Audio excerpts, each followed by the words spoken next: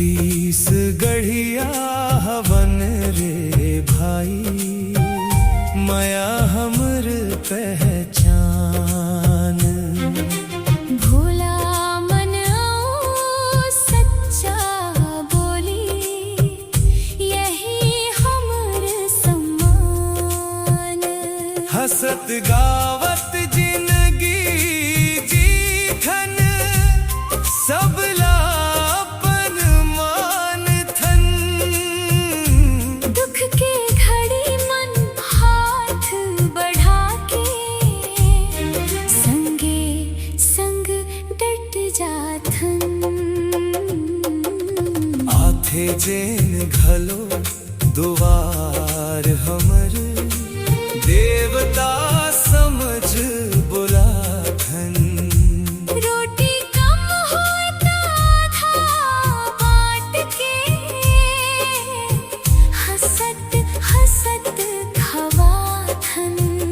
दया धर्म औ माया ममता, दिल मन दीप जलाथन। छत्तीसगढ़िया हवन रे भाई, सबला गले लगाथन।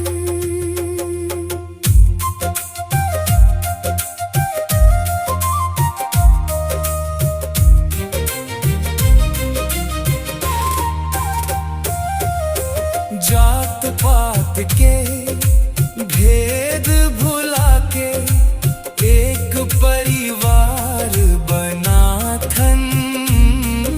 सुख मन संग दुख मन संग, जीवन राग सुनाथन। ईर्ष्या द्वेष ला दूर भागा के, नेह के फूल खिलाथन। छत्तीसगढ़िया हवन रे भाई, दुनिया ला सिखाथन। धान के खुशबू माटी के महिमा, मन ला मोहित करथे। अरपा परी महानदी के, पानी अमृत बरसथे। राउत नाचा पंथी सुवा, संस्कृति ला सजाथे।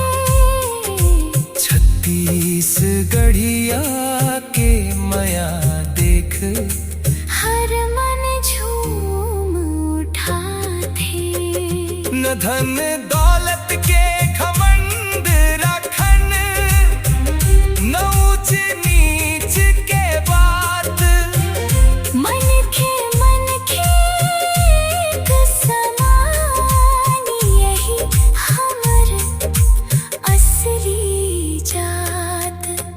जहाँ दया है, जहाँ सेवा है, वही हमर ठिकाना। छत्तीसगढ़ महतारी के, राखन मान निशाना। जय जोहार के गूंज उठे जब, गर्व ले भर जाथे प्राण। छत्तीसगढ़िया हवन रे भाई, भारत के शान। हमर पहचान।